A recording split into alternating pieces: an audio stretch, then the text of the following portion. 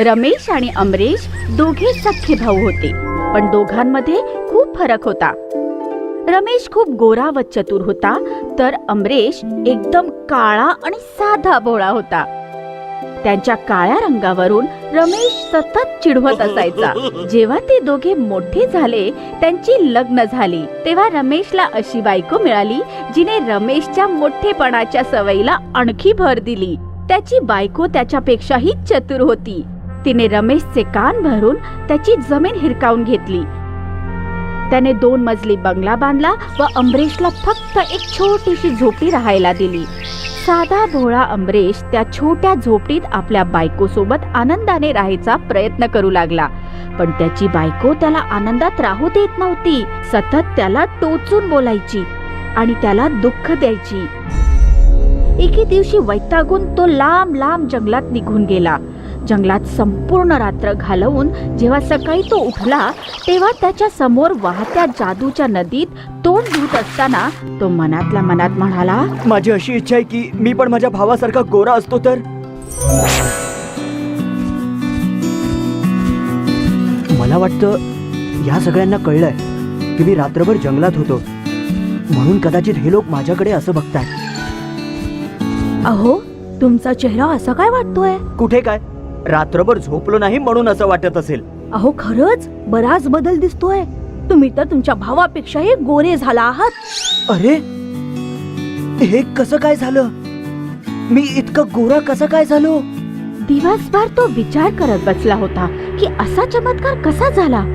सतत त्याला या जादूच्या नदीची आठवण येत होती, कारण त्यात तोंड धुता धुता त्याने गोरा व्हायची इच्छा व्यक्त केली होती. मग त्याने विचार केला की त्या जादूच्या नदीत काही जादू वगैरे तर नाहीये ना. असा विचार करत तो संध्याकाळ होताच गपचूप जंगलातून त्या जादूच्या नदीजवळ पोहोचला आणि आपले हात त्या जादूच्या नदीत बुडवून तो म्हणाला, तुम्ही मला गोरं तर केलं, पण आता माझ्या भावासारखे थोडे पैसे पण द्या ना. जेव्हा ही गोष्ट जाऊन तो आपल्या बायको सरिताला सांगतो, तेव्हा सरितालाही विश्वास बसत नाही. पण त्याच्या हातात असलेल्या सोन्याचे अलंकार पाहून तिला विश्वास करावा लागतो आणि मग ती अमरेशला म्हणते, अहो, आपल्या लग्नामध्ये माझ्या आईने मला जी अंगठी दिली होती ना, तिला वर्ष झालं हो हरवून. तुम्ही त्या जादुई नदीला जाऊन सांगा ना, कदाचित ती शोधून देईल. अगं, पण ती अंगठी जादूच्या नदीत कशी सापडणार? आपण कधी तिथे गेलोच नाही तर ती तिथे कशी काय सापडणार बरं? पण आधी तुम्ही जा तर खरं. आणि अशा प्रकारे तो आपल्या बायकोचं ऐकून पुन्हा त्या जादूच्या नदीकडे जातो आणि त्यात आपले हात बुडवून म्हणतो, जेव्हा तुम्ही इतकं सगळं दिलंय मला, तर माझ्या बायकोची हरवलेली अंगठी पण द्या ना. हा कसला चमत्कार आहे? जादुई नदी हा तुझा चमत्कार आहे का? हो, मी एक जादूची नदी आहे. तुम्ही तुमच्यासाठी किंवा मित्रांसाठी काही सुद्धा मागाल किंवा विचार कराल, ते सर्व तुम्हाला मिळेल. तुम्ही हे खरं सांगताय जादुई नदी? हो, पण लक्षात ठेवा, तुम्ही तुमच्या शत्रूसाठी जितका मागाल त्याच्या दुप्पट तुम्हाला मिळेल. असं असेल तर माझा फक्त एकच शत्रू आहे, माझा भाऊ रमेश, ज्याने माझी जागा हडपली आहे. माझी अशी इच्छा आहे की त्याचं 1 मजल्याचं घर 2 मजल्याचं होऊ दे.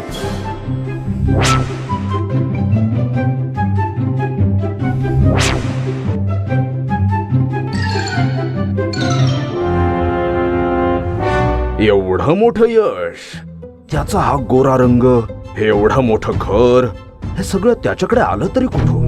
आणि दुसरीकडे हृदयाने चांगला व भोळा अमरेश जादूच्या नदीच्या मदतीने गावातील गरजू व्यक्तींची मदत करत असतो आणि त्या जादूच्या नदीबद्दल कोणालाच काही सांगत नाही.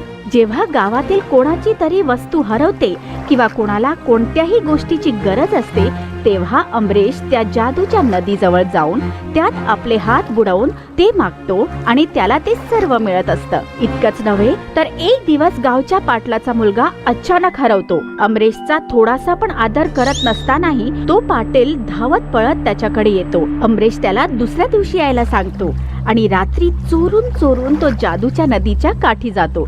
जादूच्या नदीत आपले हात बुडवून तो म्हणतो, अगं जादुई नदी, आजपर्यंत त्या पाटलाने कधीच माझा आदर केला नाही, पण त्यांचा मुलगा हरवला आहे.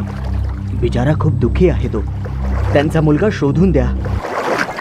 गावच्या पाटलाचा मुलगा त्याला परत मिळताच अमरेशची कीर्ती संपूर्ण गावात पसरते.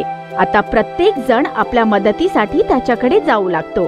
त्याची कीर्ती ऐकून त्याचा भाऊ रमेश आणि त्याची बायको पूर्णपणे त्याचा द्वेष करू लागतात. एक दिवशी गावातल्या एका शेतकऱ्याचं वासरू हरवतं. त्या शेतकऱ्याच्या मुलाचं त्या वासरूवर इतकं प्रेम असतं की ते हरवल्यावर तो मुलगा आजारी पडतो. तो शेतकरी धावत पळत अमरेशकडे येतो. त्याच्या मुलाच्या तब्येतीबद्दल ऐकून अमरेश त्याला दिलासा देतो की त्याचं वासरू त्याला सकाळी मिळून जाईल.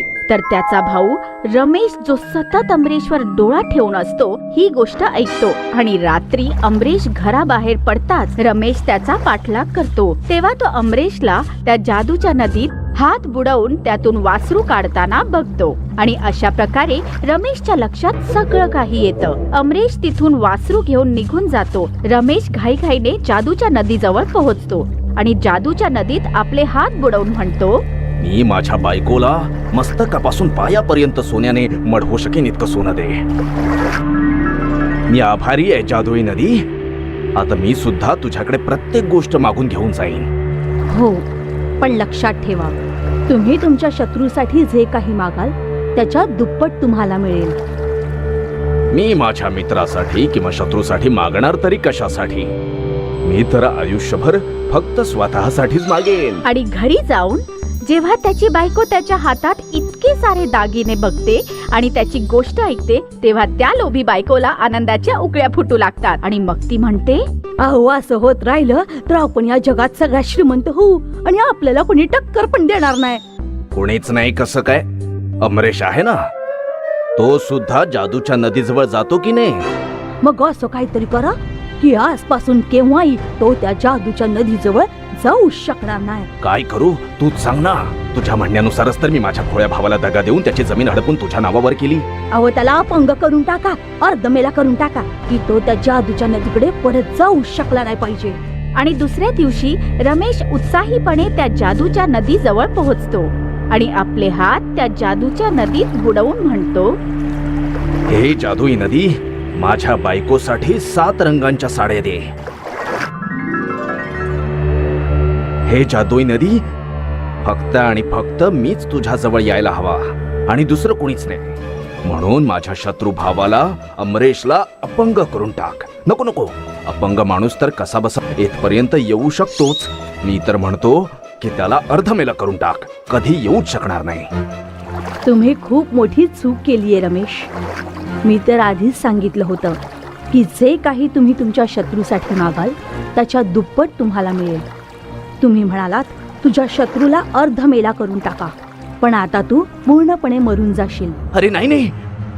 लोभीपणाच्या नादात त्याला जादू नदीचे शब्द लक्षातच नाही राहिले. पण तुम्ही सर्वजण एक गोष्ट नेहमीच लक्षात ठेवा मित्रांनो, केव्हाही कोणत्या गोष्टीकडून तुम्हाला काही मिळत असेल तर त्यांच्या शर्तींना विसरू नका, नाहीतर तुम्हाला आयुष्य सुद्धा गमवावं लागेल.